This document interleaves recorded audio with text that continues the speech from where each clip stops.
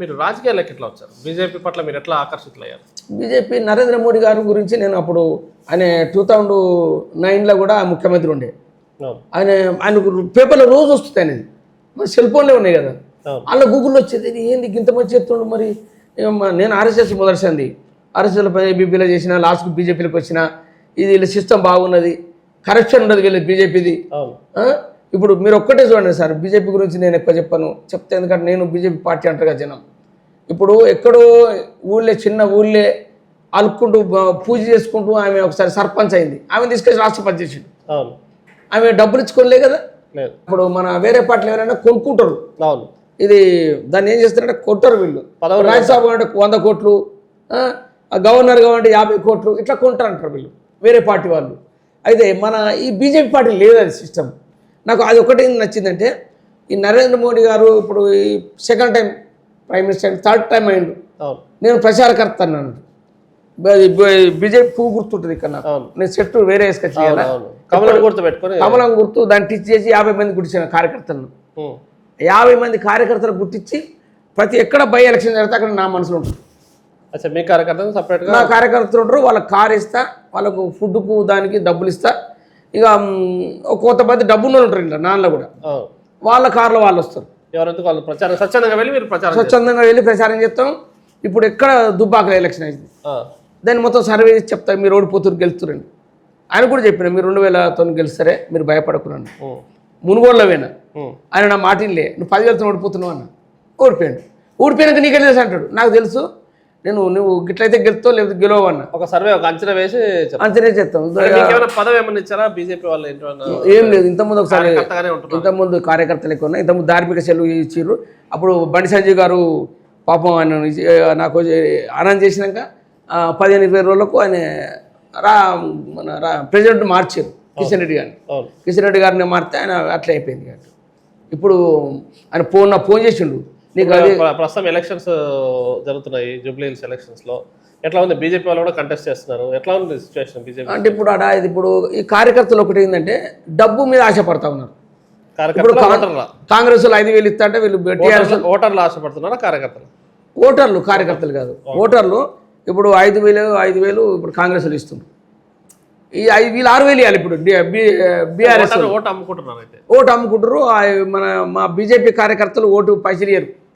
BJP వాళ్ళు only ఇయ్యరు. వీళ్ళకు తిరిగేందుకు పెట్రోల్కో డీజిల్కో దేనికో కార్యకర్తలకు అని ఓటర్లకు డబ్బులు ఇయ్యరు బీజేపీ వాళ్ళు. అట్లా ఇవ్వకుండా మొన్న 8 ఎంపీలు గెలిచారు.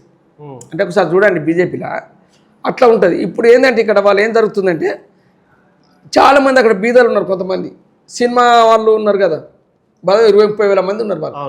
వాళ్ళు డబ్బు కాశపడతారు. ఎక్కువ సినిమా వాళ్ళే ఉంటారు. కార్మికులు ఉంటారు. అది ఎవరు గెలిచేది కూడా మనం 9 తారీఖు చెప్పచ్చు.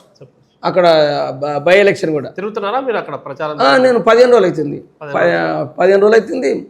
అది మొత్తం దానికి పొద్దున పోతున్నా, మళ్ళీ వస్తున్నా, అటు తిరుగుతున్నా. మళ్ళీ ఇప్పుడు పోయి మళ్ళీ నైట్ 10 వరకు ఉంటా ఇక్కడనే పెట్టి ప్రచారానికి. బట్ ఏంటి, ఒక రాష్ట్రంలో ఇప్పుడు తెలంగాణలో బీజేపీ పుంజుకుంటుంది.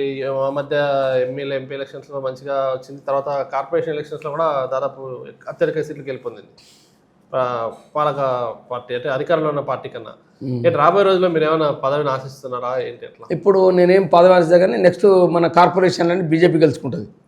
ఎందుకంటే బీజేపీ గవర్నమెంట్ నెక్స్ట్ మన భారతదేశ చరిత్రలో మన తెలంగాణలో బీజేపీ కంపల్సరీ గెలుస్తుంది. ఎందుకంటే ఇప్పుడు అన్ని పార్టీలు చూసారు వాళ్ళు. 50 ఏళ్ళు కాంగ్రెస్లో చూసారు, ఓ 10 ఏళ్ళు టీడీపీని చూసారు, ఓ 10 ఏళ్ళు బీఆర్ఎస్ని చూసారు. ఈ రోజు బీజేపీ కోటేద్దామని జనం అనుకుంటా ఉన్నారు. ఊళ్ళలో తిరుగుతున్నా నేను. ఊళ్ళలో ప్రతి ఒక్కరు ఈసారి బీజేపీ పెద్ద మనుషులు కూడా అంటారు, నరేంద్ర మోడీ గారు మాకు ఏమి ఇవ్వకున్నా మాకు డబ్బులు ఇస్తుండు, అసలు మేము ఆయన ఓటు ఇవ్వకున్నా ఇస్తుండు, మీ బీజేపీ మంచిదే. నరేంద్ర మోడీని చూసి ఇక్కడ వాళ్ళు కూడా ఓట్లు సంపాదించుకునే అవకాశం ఉందంటారా?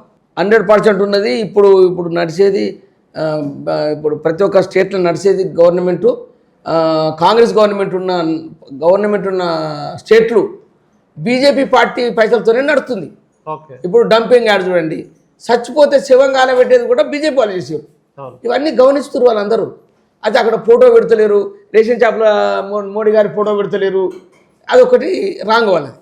ఇప్పుడు ఎవరు సొమ్మితి, ఇప్పుడు నువ్వు డబ్బులు ఇచ్చినావు, నాకు 5,000 ఇచ్చినావు, నేనేం చెప్తే నేను అక్కడ డొనేషన్ చేసే కాడ ఇట్లా బాలకృష్ణ ఇచ్చిండి 5,000 ఆయన నీ ఫోటో చూపెడతాడు పోయి వాళ్ళు ఫోటోలో తీసుకుంటారు చిన్నపిల్లలు అట్లా అన్నట్టు అది అప్పుడు మీకు ఇంకా మంచిగా ఉంటుంది కదా. ఇప్పుడు ఆంధ్రాలో బీజేపీ టీడీపీ జనసేన కలిసి పనిచేస్తున్నాయి. సో ఇక్కడ మాత్రం బీజేపీ సొంతంగా పనిచేస్తుంది. అంటే రాబోయే రోజుల్లో ఇక్కడ కూడా జనసేన పార్టీ, టీడీపీ ఆల్రెడీ కొంత ఉంది, జనసేన కూడా కొంత ఉంది, బీజేపీ ఉంది, ఈ ముగ్గురు కలిసి ఇక్కడ కూడా పనిచేసే అవకాశం ఏమైనా ఉందంటారా? 100% ఉంటుంది. టీడీపీ కార్యకర్తలు ఉన్నారు ఇక్కడ చాలామంది. టీడీపీ కార్యకర్తలు అంతా టీఆర్ఎస్ వేందు, వాళ్ళంతా మన టీడీపీకి వస్తారు. ఆ టీడీపీ వాళ్ళు అంతా ఏం చేస్తారు, బీజేపీకి ఎత్తారు. ఇప్పుడు ఒక్కటే బాలకృష్ణ గారు, ఇప్పుడు ఎవరైనా మంచిని కోరుకుంటారు. ఒక దొంగ, ఒక ఆల్ఖైదా కూడా మంచోనికే డబ్బు ఇస్తాడు, దారి దగ్గర దాచుకుంటాడు. భూములు ఎవరైనా కూడా ఆల్ఖైదా, దొంగలు, కరప్షన్ చేసే వాళ్ళంతా మంచోని దగ్గర డబ్బు దాచుకుంటారు. అదే ఇప్పుడు బీజేపీ కోటెత్తే మంచి జరుగుతుందని జనం అనుకున్నారు కాబట్టి 100% నెక్స్ట్ బీజేపీ గవర్నమెంట్ వస్తుంది. రేపు ఇక్కడ ఎలక్షన్, మేయర్ ఎలక్షన్ కూడా బీజేపీకి వెళ్తుంది. ఇక్కడ చూడండి, ఇది మన జిహెచ్ఎంసీలో అంతకుముందు 5 సీట్లు తక్కువ వచ్చినాయి. అది వీళ్ళు కొంటే అయిపోద్ది, కానీ మన బీజేపీ కొనద్దు, ఒక సిస్టమ్ ఉంటుంది. అప్పుడు వాజ్పేయి గారు ఒక్కటే సీటు ఉంది, 50 కోట్లు 100 కోట్లు ఇస్తే వచ్చి అయిపోవు, లేలే వద్దు అన్నాడు. నేను పరిస్థితిలో నేనని వాజ్పేయి గారు రిజైన్ చేసి పారేసిండు. అంటే ఏంటంటే బీజేపీ అసలు సిస్టమ్ ఉన్న పార్టీ.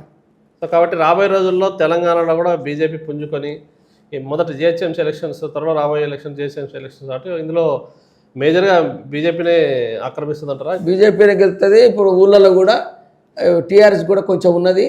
ఆ ఊళ్ళలో బీజేపీ టీఆర్ఎస్ కాంగ్రెస్ రాదు. కాంగ్రెస్ టీడీపీతోనూ బీఆర్ఎస్ తోనూ జనసేన 3 పార్టీలతో కలిసి నడిచే అవకాశం ఉందా? కాంగ్రెస్ పక్కన పెట్టేసి లేదు, అది జనసేన ఉన్న టీడీపీ బీజేపీ ఉంటుంది, బీఆర్ఎస్ ఉండదు. బీఆర్ఎస్ ఎందుకుంటుంది, ఎన్నటికి ఉంటుంది బీఆర్ఎస్ తోని. ఎందుకంటే ఇప్పటిదాకా కొద్దిమంది మేజర్ లీడర్ ఎవరైతే రఘునందన్ కావచ్చు, ఈటల రాజేంద్ర, ఇలాంటి వాళ్ళంతా కూడా బీఆర్ఎస్ నుంచి వచ్చారు. అవును.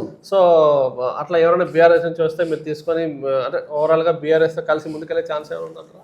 బీఆర్ఎస్ వాళ్ళు ఇప్పుడు మన ఈటల రాజేంద్ర గారు వచ్చిండు, ఆయన చాలా మంచోడు, 2 సార్లు మంత్రి చేసిండు, 7 సార్లు ఎమ్మెల్యే చేసిండు, ఆయన నాలెడ్జ్ ఉంది.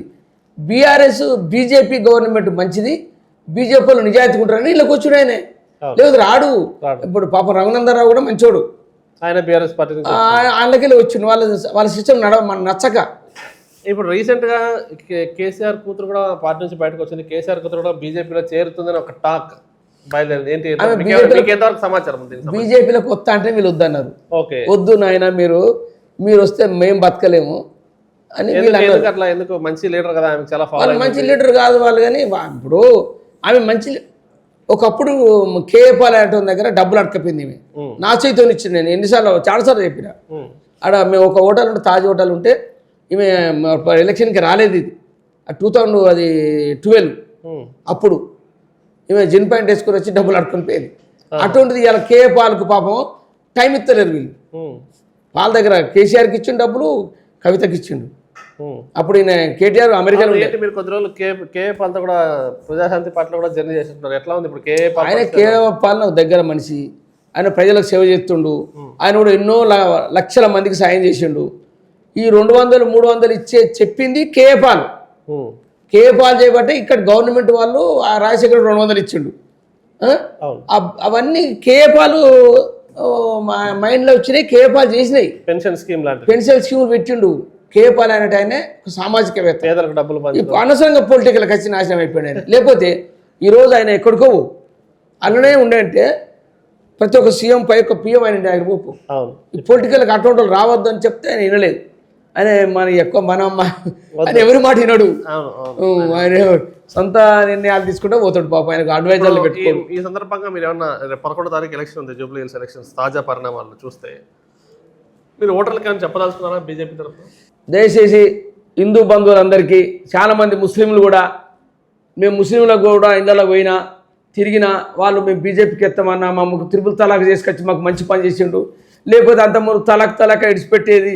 ఒక ఆమె కళ్ళల్లోకి నీళ్ళు వచ్చుకొని చెప్పింది, నాకు ఏడుపు వచ్చింది.